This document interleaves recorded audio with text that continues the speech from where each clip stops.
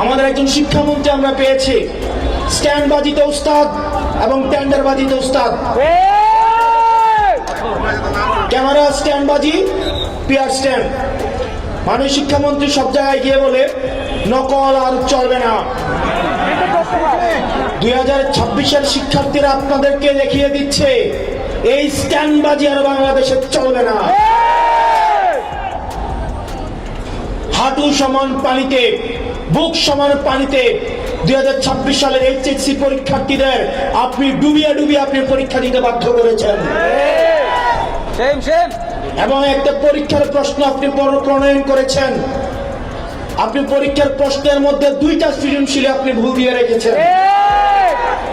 একটা পরীক্ষার্থীর তখন মানসিক অবস্থা কি ধরনের হয় একবার চিন্তা করেন।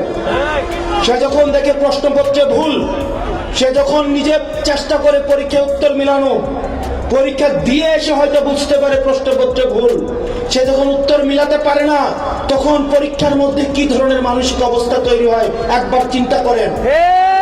আপনারা একবার দুঃখ প্রকাশের প্রয়োজন বোধ করলেন না, বরং এই শিক্ষার্থীদেরকে আপনারা বলছেন মাদকাসক্ত।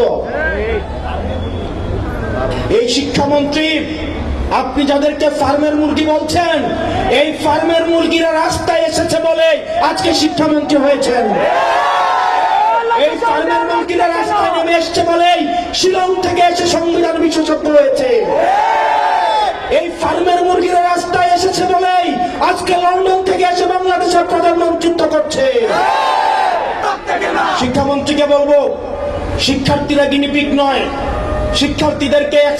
শিক্ষার্থীদেরকে নিয়ে এক্সপেরিমেন্ট বন্ধ করুন।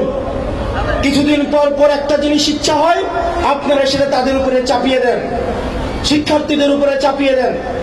এই শিক্ষার্থীদের আপনাদের এক্সপেরিমেন্টাল টুল না, যে যখন ইচ্ছে তাদেরকে নিয়ে এক্সপেরিমেন্ট করবেন, এক্সপেরিমেন্ট ফেল করলে আবার সে এক্সপেরিমেন্ট তুলে নেবেন। কারণ আপনাদের সন্তানরা দেশে পড়াশোনা করে না, আপনাদের সন্তানরে আপনারা বিদেশে রেখে পড়াশোনা করান। পরের সন্তানদেরকে রাস্তায় রেখে রাজনীতি করাবেন, পরের সন্তানের ভবিষ্যৎকে নষ্ট করবেন, পরের সন্তানদেরকে নিয়ে এক্সপেরিমেন্ট করবেন। এই বাংলাদেশ নিয়ে এক্সপেরিমেন্ট আর আমরা আপনাদেরকে করতে দিব না। 26 সালের এইচএসসি পরীক্ষার্থীদের প্রতি সংবেদনশীল আচরণ করার অনুরোধ করব। না হয় এই শিক্ষার্থীরা যদি রাস্তায় নেমে দৃঢ় অবস্থান নেয়, আপনার পাটাতন যে শক্ত না, এই অর্ধবেলা আন্দোলনে সেটা বোঝা গিয়েছে। আমরা 24 পরবর্তী বাংলাদেশে এই ধরনের বাংলাদেশ আমরা চাই না। ব্যবসায়ীরা হাহাকারের মধ্যে রয়েছে, ফুটপাতের হাতাররা হাহাকারের মধ্যে রয়েছে, রিক্সাওয়ালা ভাইয়েরা হাহাকারের মধ্যে রয়েছে। 200 টাকা ইনকাম করলে 50 টাকা বিএনপি ছাত্রদল যুবদলকে চাঁদা দিতে হয়, স্থানীয় এমপিদেরকে চাঁদা দিতে হয়। এই চাঁদাবাজির বাংলাদেশ আর চলবে না। আপনারা যদি মনে করে থাকেন এই চাঁদাবাজির যাত্রা আপনারা অব্যাহত রাখবেন, মনে করার দরকার নাই এভাবে বেশি দিন খাইতে পারবেন। হাসিনার হয়তো 17 বছর লাগছে। আপনারা এটা বলেন সত্য, প্রত্যেক দিন জুলাই হয় না, প্রত্যেক বছর জুলাই হয় না, কিন্তু যখন জুলাই হয় তখন পালানোর জায়গা পাবেন না। হাসিনার জন্য ইন্ডিয়া ছিল। আপনারা বলেন আপনারা বাংলাদেশপন্থী দল, আপনাদেরকে আমাদেরকে ইন্ডিয়াও নিবে না, পাকিস্তানও নিবে না, আমাদেরকে এই দেশের মধ্যেই থাকতে হবে।